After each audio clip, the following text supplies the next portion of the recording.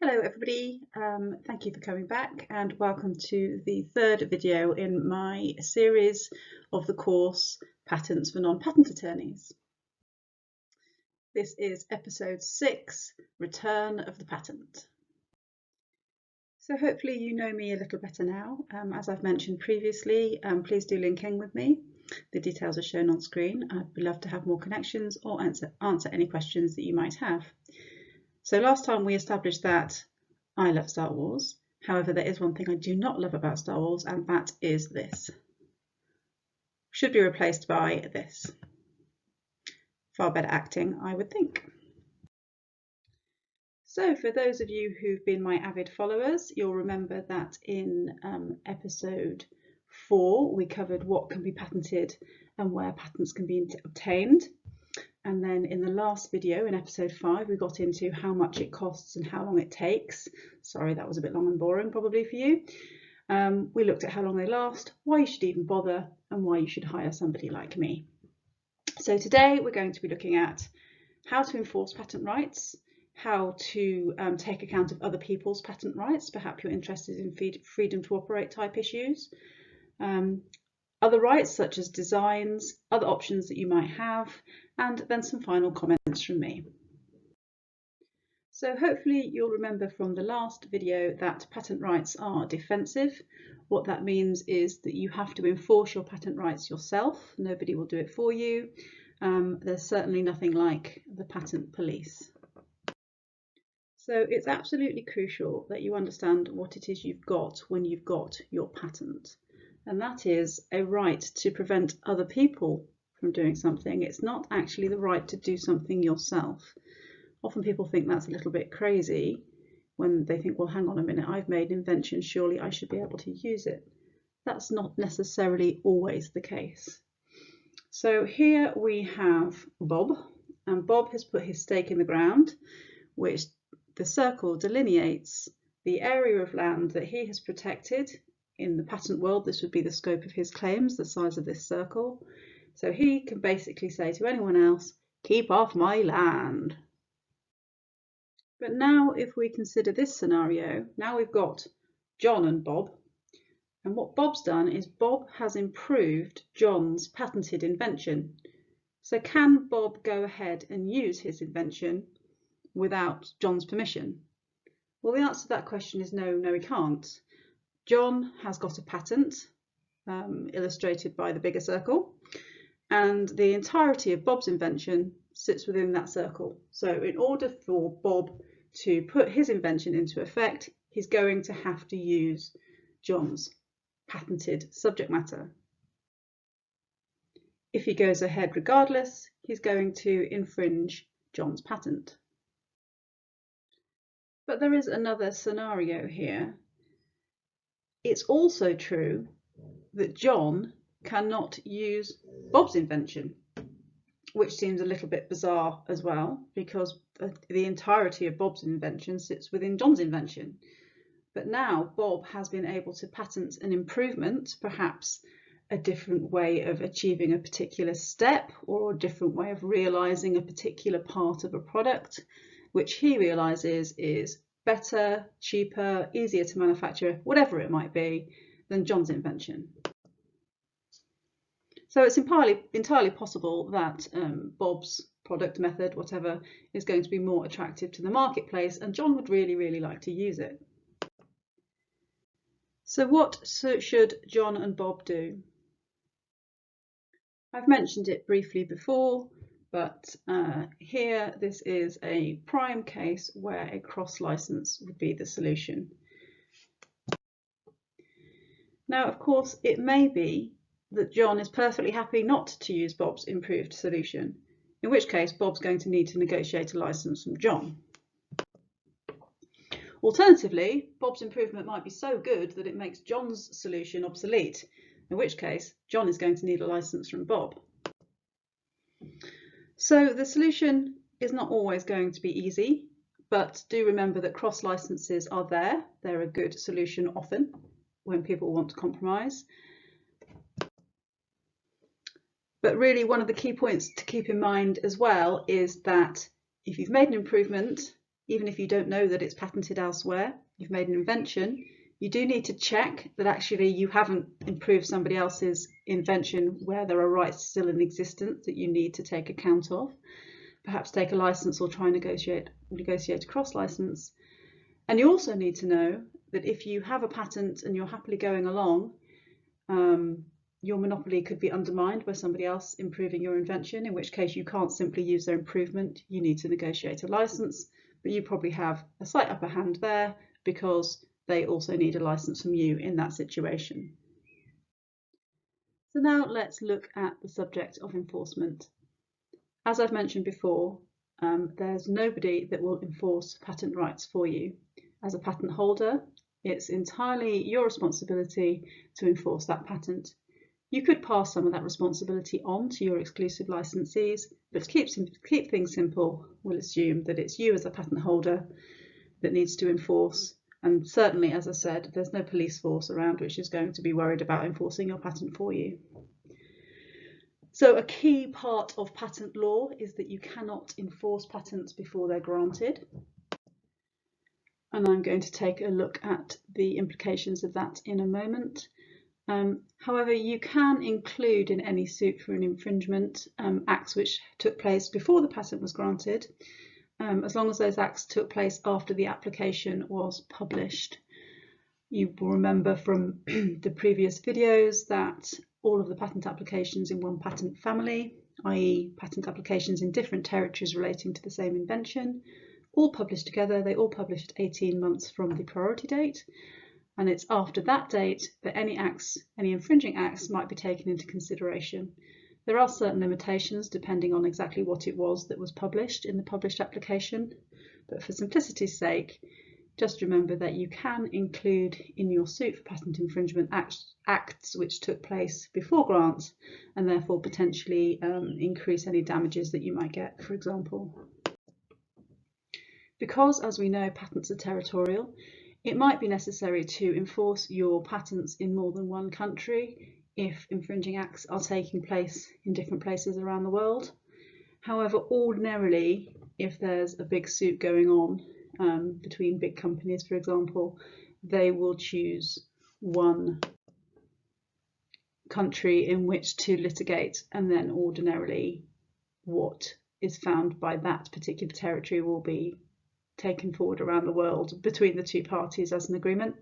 That's not always the case. I mean, you could have different results in different countries and therefore have completely different outcomes in different countries. Certainly, unless you are a multi-million-dollar corporation, I would advise not litigating at all costs if you possibly can. Always seek to reach a settlement or cross licenses or anything else before you go to court. There are also some very, very good mediation options which your patent attorneys or lawyers can advise you about.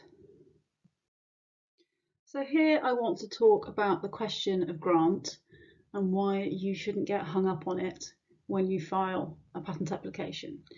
You'll remember from the last video that the process can be extremely long. I said that 3 years from filing would be extremely quick to get your patent granted, and it can commonly take 5 to 6 years to get a patent granted, and even longer if it's very complicated.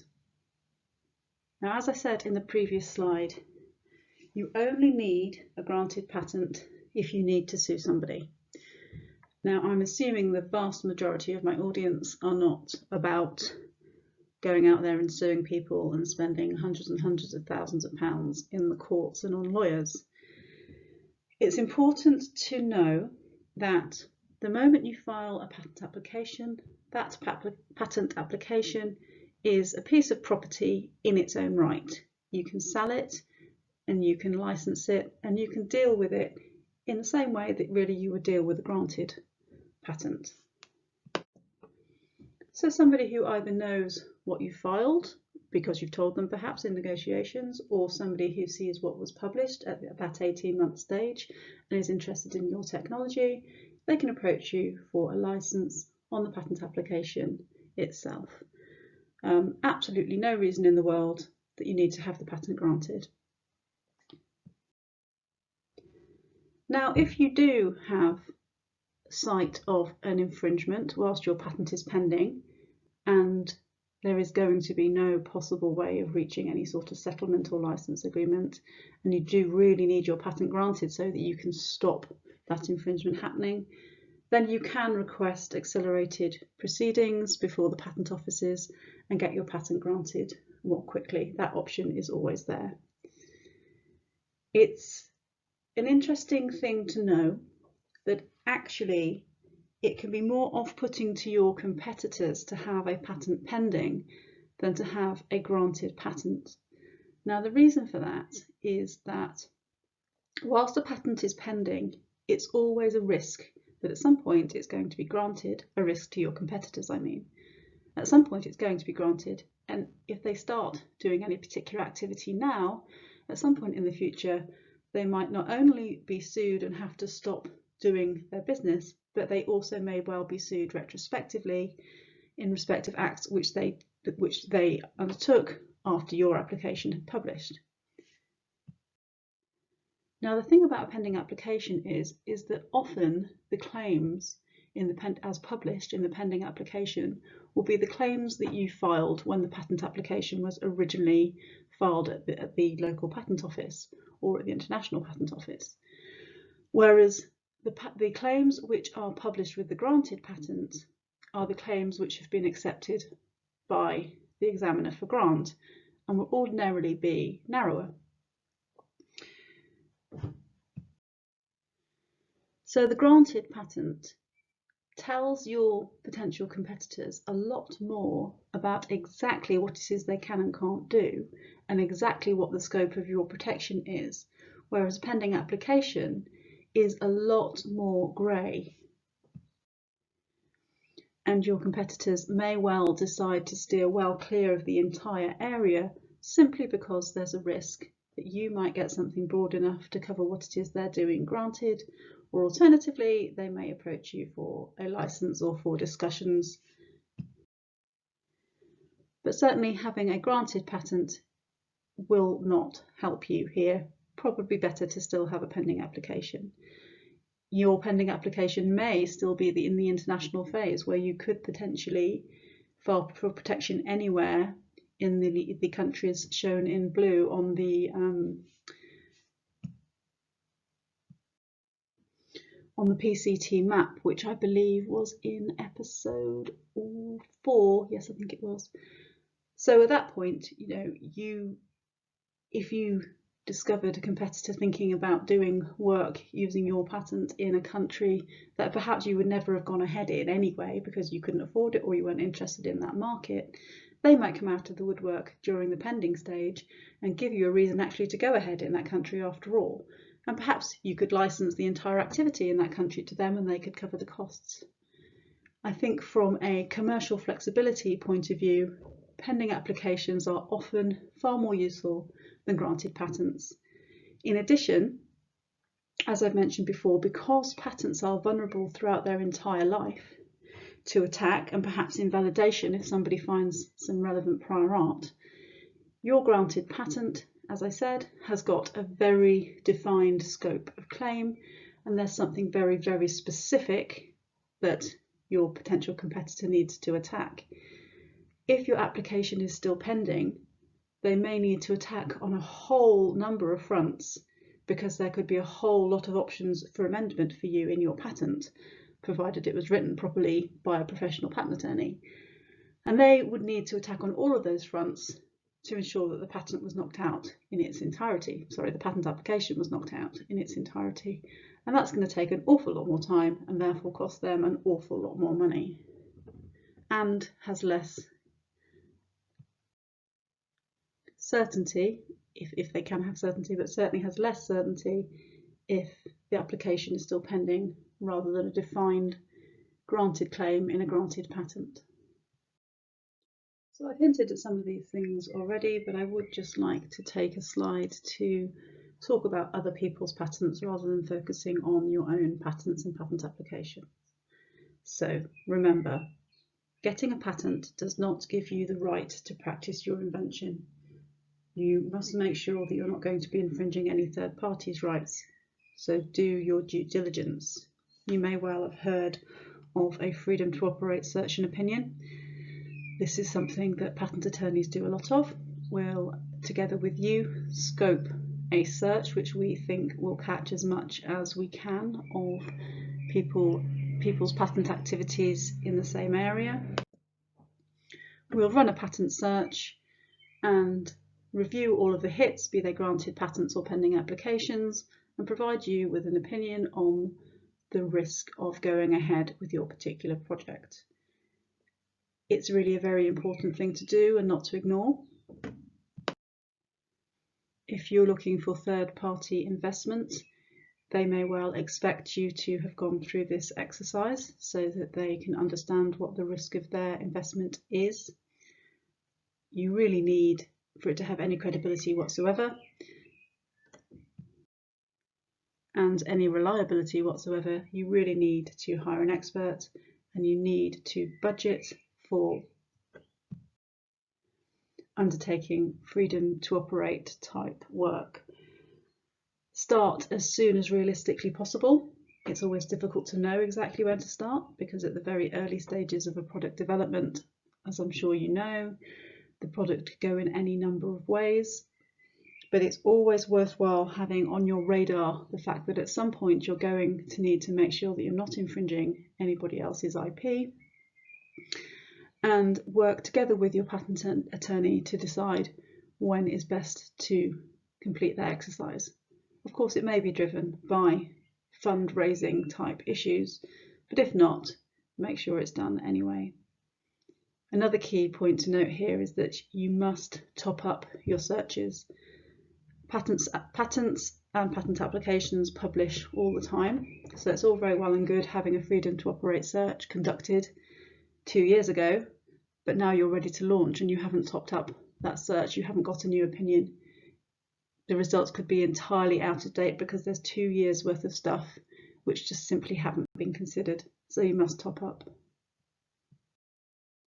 So what happens if you undertake that freedom to operate exercise and you find, to your horror, that there is another patent out there which sits squarely in the region of what it is you want to do? Do you throw your hands up in despair and give up? Hopefully not. There are options. You can approach them for a license. Perhaps they're interested in what you're doing and would like to take a cross license, or perhaps you found a potential partner to work with. What's for sure is the problem won't go away. It mustn't be ignored, and you're going to have to face it, talk to them, and work out a solution. But of course, it really, really might be the end of the world, and you really need to try and do something about it. So what are your options then? Well, you could try and invalidate their patent. We've spoken about the fact that patents are always vulnerable throughout their entire lives. Perhaps you know of some prior use where the invention has been used before their filing date, before their priority date. If you work in the same industry, that's often the case. There'll be some prior use out there. You can commission a prior art search. The prior art that patents are granted on the basis of, that they are new and inventive over, are searches conducted by the patent offices, and whilst they do a fantastic job, they're not able to search every single published publication or prior use in the world. They do their absolute best, but it's entirely possible that there's stuff out there that hasn't been considered. You can find it and you can invalidate their patents. Most countries, you'll be able to file a revocation action at any point during the life of the patent. Europe have a very, very useful system whereby within 9 months of grant, you can file a central opposition against the patent, which means that if you are successful, the patent will be invalidated centrally, so it will be invalidated for every single European country which is a member of the European Patent Convention, and you won't need to go into each country individually. In other cases where patents are granted in different countries, you're going to need to go into every country individually. However, of course, if you invalidate somebody's patents in one of their key markets, they're not really going to be very happy about it, and may well be more willing to talk to you either before or after that action has come to a conclusion and you actually can reach an agreement. Certainly always go to license discussions before you take any legal action, because quite frankly it will just save you a whole lot of money and time and aggravation. Do be careful though. You may be very, very, very confident that you're going to knock out their patent and you will home free with your patent, but of course they may well retaliate and try and invalidate your patent. So again, talk to each other first, don't go gung-ho into the courts.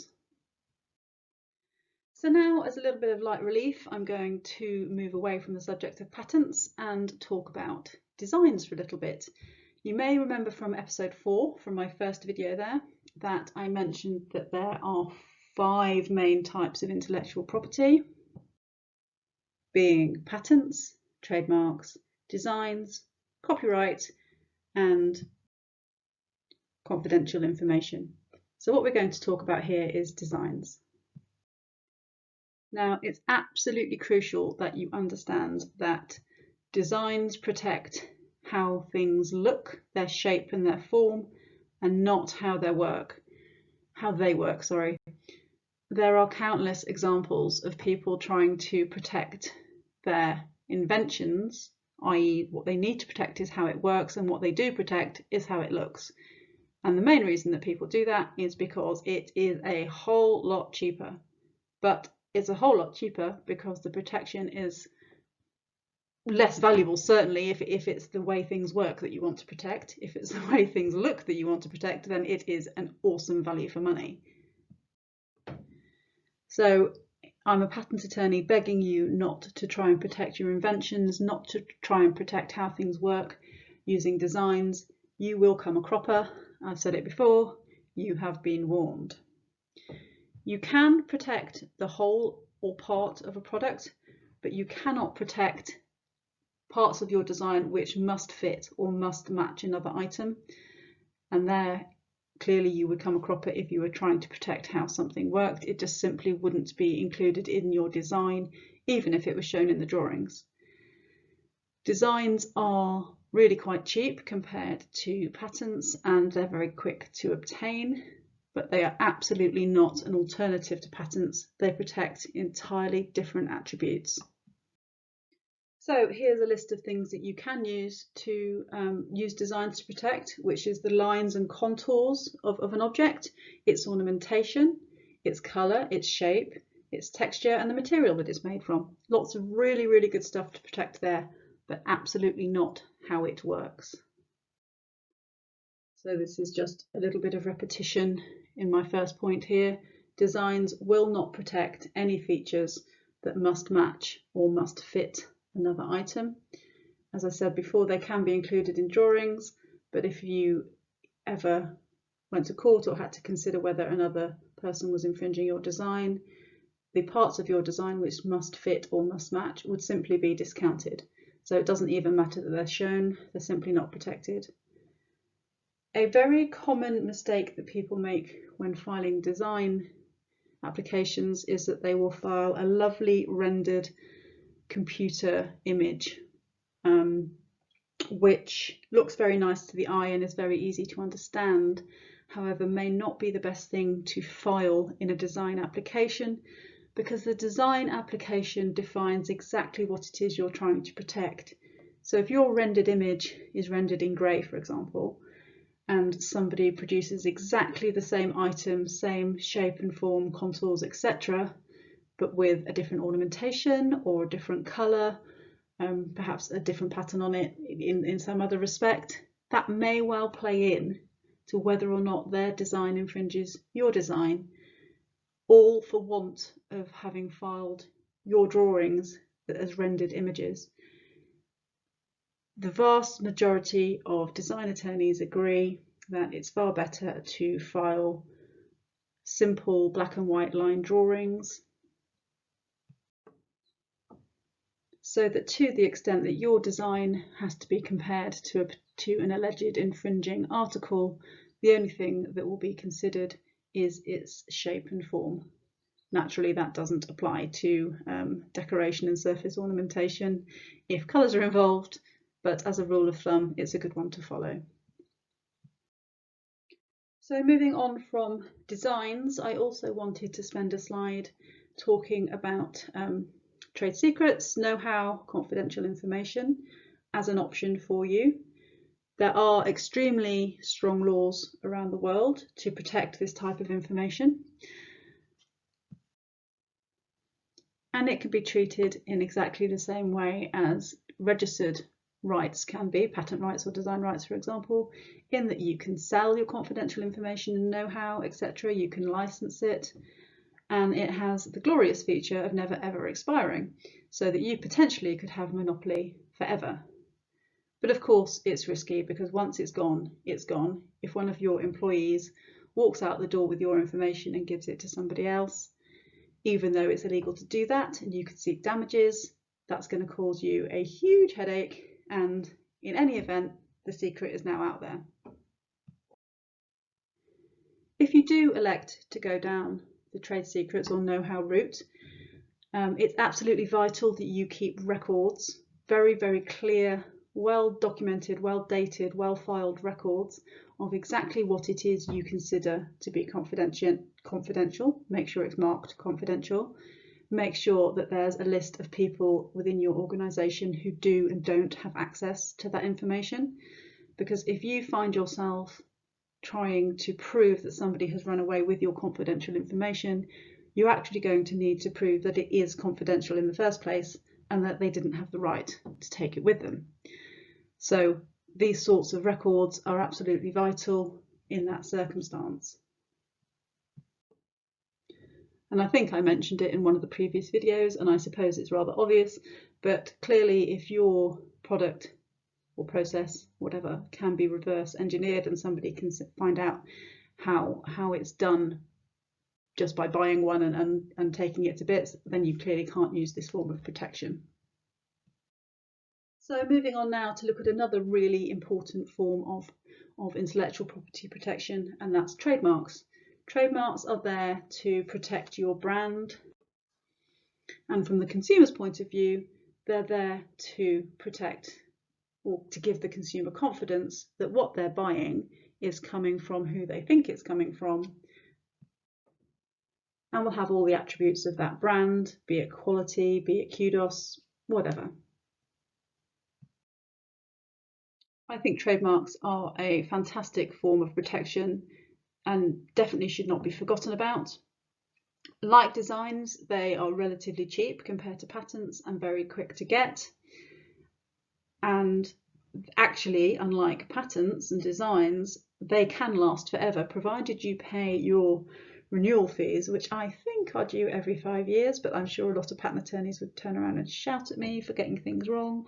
But certainly I do know if you want to have your trademark forever, provided you renew it, you can have just that. There is such a thing as an unregistered trademark. You may have seen an R in a circle, and you know that that's a registered trademark. You may also have seen a little TM written up next to things. Now, generally what that means, if it's an R in a circle, it will mean that the trademark is registered somewhere. If it's a little TM, it probably means, although not always, but probably means that that trademark is not registered, but that the thing it's written next to is intended to be used as a trademark and that you shouldn't copy that trademark. So the person is telling you that they may take exception and they may try to enforce their rights against you if you do use that trademark with the little TM next to it. But before they could enforce that trademark against you, they would need to prove its existence by proving that enough people knew about it and knew that it represented them and their company, etc., etc. Whereas if you have a registered trademark, you do not have to go through any of that grief. If you have a registered trademark and you need to enforce it against somebody, its existence is already proven, it's there, it is a trademark. All you need to do is prove the infringement part of it. You don't need to prove that it exists in the first place. So given how cheap and quick trademarks are to get, I really would recommend actually registering your trademarks rather than relying on simply writing a little TM next to what you would like to use as your trademark. So very, very briefly, I'd like to just mention a few more things which you might find useful to know about. The first one I'd like to mention is a thing called Patent Box, which is a tax incentive for companies to have patents, in return for which they receive a rebate on their corporation tax. Again, experts in the field will probably shout at me, but I think corporation tax is 10% on profits from patented inventions. That may well be very, very valuable to you, so a good thing to know about and to check out. I can certainly put you in touch with some experts in this particular area who can review what it is you're doing on a more or less no-win, no-fee basis, although they hate that terminology, but essentially they will come in and have a look at what you're doing, and if there is a claim to be made there, they will make the claim for you and then take their cut out of any savings that you make. Similarly, with R&D tax credits, similar HMRC scheme, where if your company or you personally, well no, not you personally, you have to be a company, I believe, but if you're involved in any form of research and development, it doesn't have to be white coat lab stuff. It can be any type of research and development in your particular industry, in your particular sector, which takes that particular sector forward in some way.